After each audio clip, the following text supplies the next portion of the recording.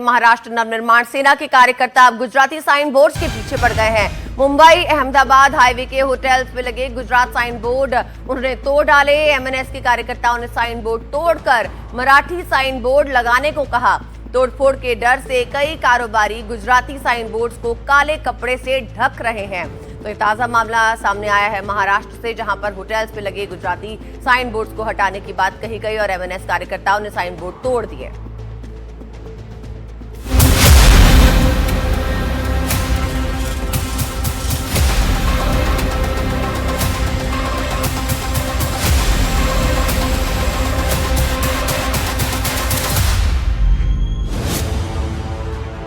Highway पर मचा हुआ है हंगामा। होटल में हो रही है तोड़फोड़। ये तस्वीरें मुंबई अहमदाबाद नेशनल हाईवे की हैं, जहां भाषा की लड़ाई इस रूप में सामने आ रही है।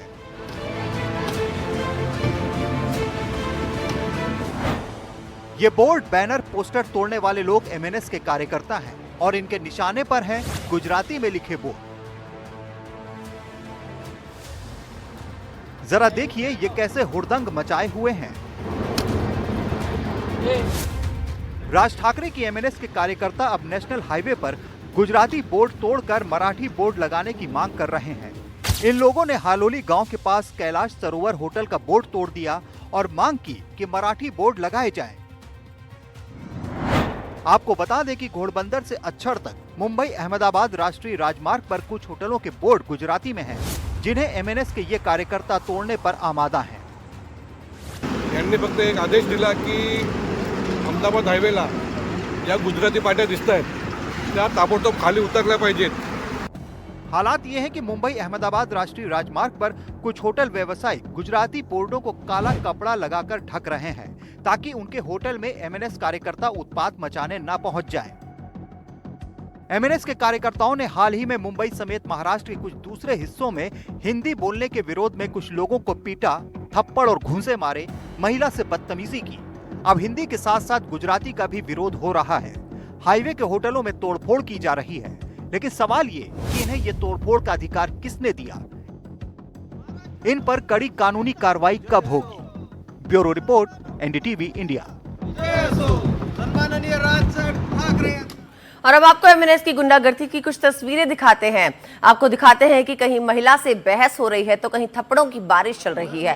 हैरानी की बात यह है कि अब तक सिर्फ नांदेड़ में मारपीट की घटना पर कार्रवाई हुई है, जबकि इससे पहले जो भी मारपीट में शामिल थे उन पर अब तक कोई कार्रवाई नहीं की गई। एनडीटीवी लगातार ये सवाल उठा रहा है कि आखिर ऐसी घटनाएं क्यों रोकी नहीं जा रही। महाराष्ट्र में लगातार ऐसे मामले सामने क्यों आ रहे हैं और क्यों सरकार जो है इस पर कोई नकेल नहीं कसने की कोशिश कर रही है। हमारे संवाददाता पारस अहमद इस खबर पे हमारे साथ जुड़ गए हैं। पारस, अब देखिए मराठी नहीं बोल रहे तो गुजराती बोर्ड को तोड़ रहे हैं, आखिर चल क्या रहा है महाराष्ट्र में?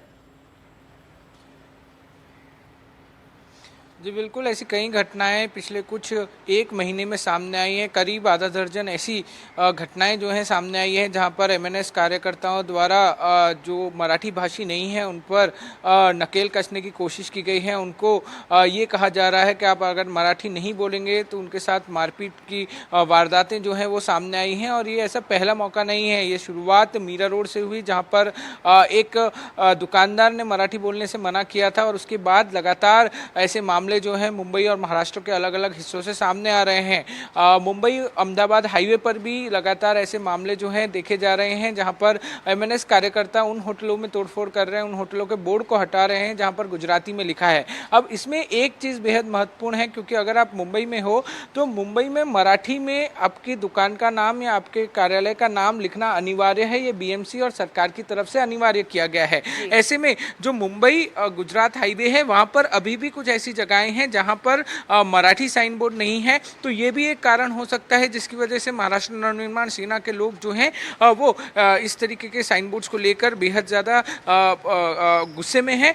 मगर इसका ये मतलब नहीं है कि वो किसी की दुकान में जाए और वहां जाकर बोर्ड्स हटाएं, तोड़फोड़ करें। इस पूरे मामले में सवाल ये भी उठ रहे हैं कि क्यों सरकार अभी तक ऐसे मामलों पे कड़ी कार्रवाई नहीं कर रही है। कार्रवाई ज़रूर हो रही है मगर कड़ी कार्रवाई नहीं की जा रही है। तो ये सवाल लगातार उठ रहे हैं कि क्या ऐसी चिंताएं सरकार के पास हैं जिसकी वजह से एक प्रॉपर तरीके से कार्रवाई नहीं की जा रही है। ये सवाल लगातार उठ रहे हैं और लगातार पिछले कुछ महीनों में जिस तरीके के मामले सामने आ रहे हैं वो अब महाराष्ट्र और मुंबई के लिए एक चिंता का विषय बनते जा रहे हैं। जी पारस, बहुत बहुत शुक्रिया आपका इस अपडेट के लिए। आपके पास हम लौटेंगे और जानकारी के लिए।